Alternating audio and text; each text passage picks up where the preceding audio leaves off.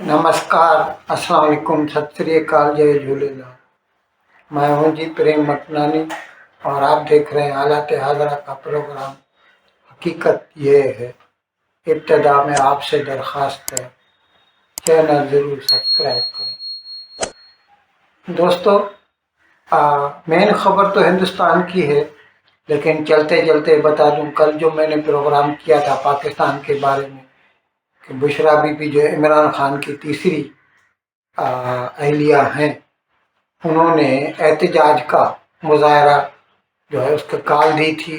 24 से शुरू हुआ, इतवार से कल तक जारी रहा। और वैसे तो उसने तो ये दावा किया था कि या तो इमरान बाहर आएगा, नहीं तो हम इस्लामाबाद डी चौक छोड़ के नहीं जाएंगे।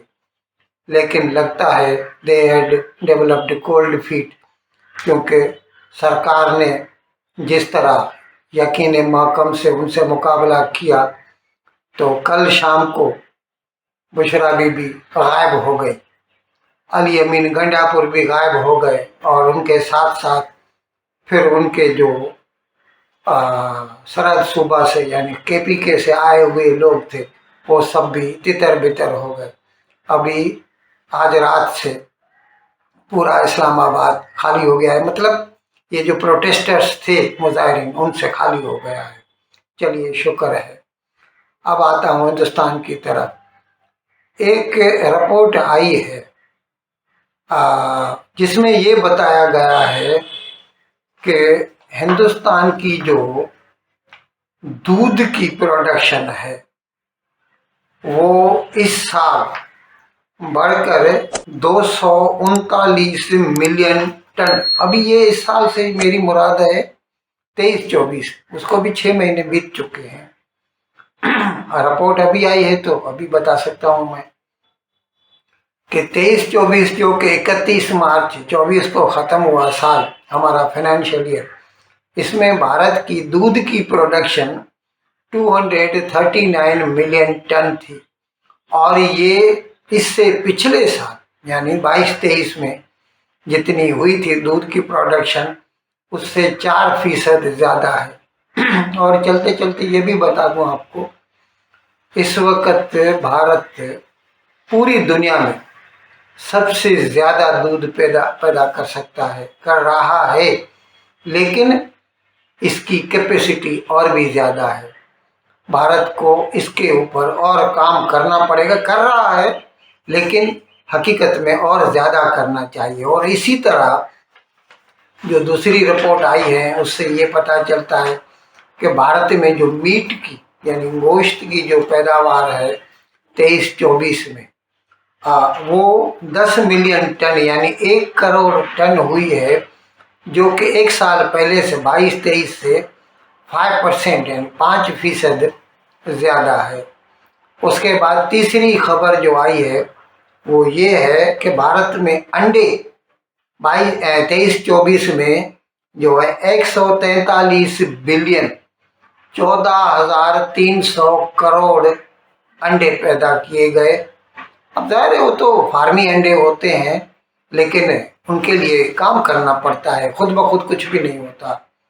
और मैं जैसे दूध के बारे में मैंने आपको बताया, तो ये मैंने पहले एक प्रोग्राम किया था तकरीबन 1-1.5 साल केवल, और बताया था कि किस तरह भारत का एक बंदा केरलाइट था, मलयाली क्रिश्चियन वर्गीज कुरियन, उसने ये इसको आप उस वक़्त बोलते थे ऑपरेशन फ्लड या वाइट रेवोल्यूशन, ये उसने ये सफ़ेद इनकलाब लाया था।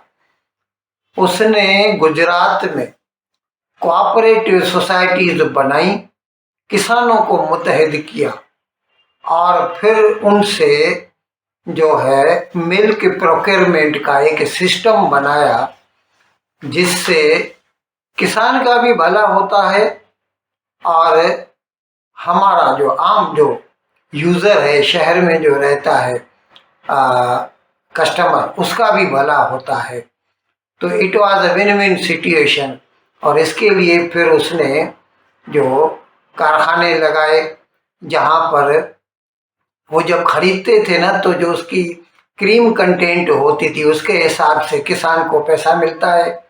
वैसे मैं आपको बता दूं, छोटे शहरों में या गांव में सुबह को इतना दूध नहीं लगता, तो सुबह का दूध अक्सर वेस्ट हो जाता है और शाम को लगता है, ज्यादा लोग रात को इस्तेमाल करते हैं।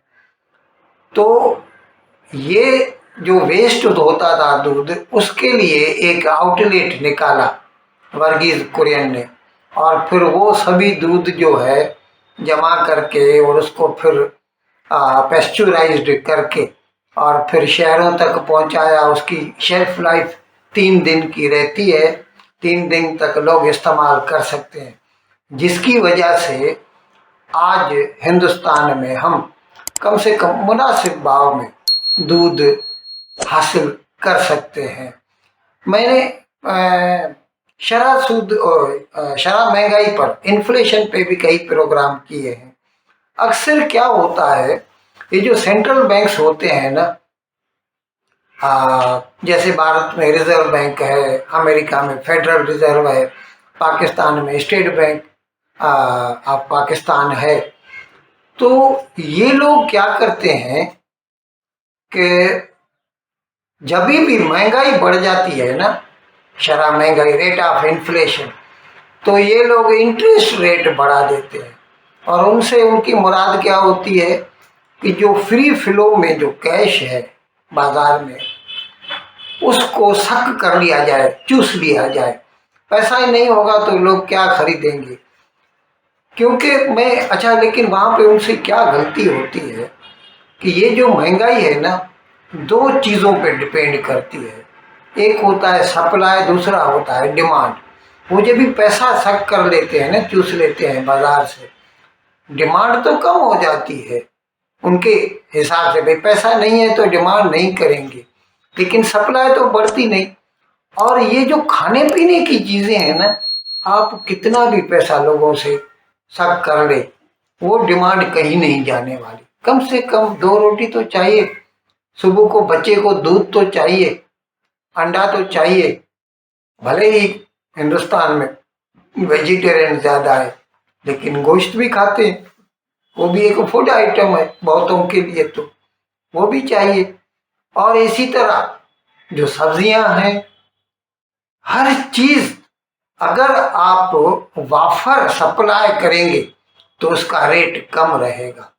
तो इसके लिए सप्लाई साइड पर भी ध्यान देना है, जिसके लिए भारत सरकार ये काम करती रही है। अब जैसे दूध बढ़ाने के लिए ऑस्ट्रेलिया से, अमेरिका से जो है, जो ऐसी गाय होती है ना जो ज्यादा दूध देती हैं, तो उनके जो बुल्स होते हैं, उनके सीमेन इंपोर्ट किए जाते हैं और फिर आर्टिफिशियल इंसेमिनेशन की जाती है, और नए नए हाइब्रिड जो है ना काउज, बफेलोज पैदा की जाती हैं जो है, जिसके बाद उनकी जो दूध की पैदावार, जो आउटपुट होती है, वो भारत की ओरिजिनल जो हमारी इंडिजिनस काऊ है या बफेलो है, उससे ज़्यादा रहती है।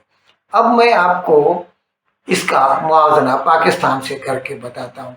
47 तक तो हम एक ही थे। और मैं ये भी बता दूं कि जो हिस्से पाकिस्तान के हाथ में आए, जो अभी पाकिस्तान कहलाता है, यानी वेस्ट पाकिस्तान था पहले, हर चीज में वाफर था। वो दूध हो, मक्खन हो, घी हो, खालिश घी इस्तेमाल होता था तब के, गंदुम हो, चावल हो, हर चीज। आज वहाँ की क्या हालत है मैं आपको बता रहा हूँ और मुआवजा करके बता रहा हूँ कि अभी देखिए, मिल्क जो है हमारे यहाँ जो है 56 रुपए का लीटर है, पाकिस्तान में 220 रुपए का लीटर है, 4 गुना ज्यादा है। अंडे जो हैं हमारे यहाँ 60 रुपए डजन है, पाकिस्तान में 400 रुपया डजन है। छोटा गोश्त बकरे का पाकिस्तान में 2000 रुपए किलो है, हमारे यहाँ 650 रुपया, वो भी बम्बई में इंटीरियर में सस्ता होगा। बड़े का गोश्त पाकिस्तान में 1400 रुपया, हमारे यहाँ 200 रुपया। गोभी, फूल गोभी हमारे यहाँ 20 रुपया किलो, पाकिस्तान में 155 रुपया किलो। तूरी जो है हमारे यहाँ 50 रुपया किलो, पाकिस्तान में 100 रुपया किलो। भिंडी हमारे यहाँ 40 रुपया, पाकिस्तान में 220 रुपया। करेला हमारे यहाँ 30 रुपया, पाकिस्तान में 220 रुपया। और इस तरह अभी गंदम का तो आपको पता है, आटा हमारे यहाँ मैंने एक प्रोग्राम भी किया था। वो जो मैक्सी जो गंदम है जो पंजाब से ज़्यादा आती है, उसका आटा हमारे यहाँ 27 रुपया किलो सरकार बेचती है। वो वैसे जो शरबती गंदम रहती है उसका आटा महंगा रहता है, तकरीबन 40 रुपये तक जाता है। लेकिन जो आम जाम चलता है, जिसकी पाकिस्तान में भी ज़्यादा वही मैक्सी गंदम होती है, यहाँ पर 27 रुपये का 1 किलो आटा, पाकिस्तान में 150 रुपये का 1 किलो, ये हालत है। और टमाटर और ये तो यहाँ पे समझो 30 रुपया है, तो पाकिस्तान में 150 रुपया है।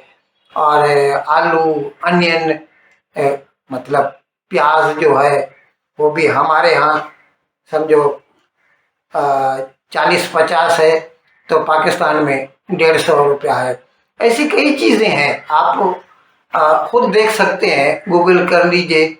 और वहाँ पे भाई पाकिस्तान में वेजिटेबल की प्राइसेस कराची में क्या है और वहाँ वेजिटेबल की प्राइसेस मुंबई में क्या है, इस तरह से you can yourself compare it. तो ये मैं बता रहा था कि भारत की सरकार अपनी सही पूरी कोशिश कर रही है कि न सिर्फ रेट ऑफ इंटरेस्ट जो है बढ़ा के मनी सप्लाई पे कंट्रोल किया जाए, बल्कि उसके साथ साथ जो है गुड्स की सप्लाई पर भी ध्यान दिया जा रहा है, जिसकी वजह से हमारे यहाँ जो रेट्स हैं, इन्हें इसेंशियल्स के जो ज़रूरी चीज़ें, कम से कम जिंदा रहने के लिए खाना तो चाहिए ना, वो हमें मुनासिब दाम में मिल सकता है। इन अल्फाज के साथ आज का प्रोग्राम ख़त्म करने की आपसे इजाज़त चाहता हूँ, लेकिन विदाई लेने से पहले एक मरतबा फिर आपसे मेरी दरख्वास्त है कि जिस किसी साहब या साहिबा ने अब तक हमारे इस चैनल को सब्सक्राइब नहीं किया, हज़राए करम इसको जल्द से जल्द सब्सक्राइब करें, प्रोग्राम को लाइक करें, शेयर करें और घंटी का बटन दबाना न भूलें। बहुत बहुत शुक्रिया। खुदा हाफ़िज़।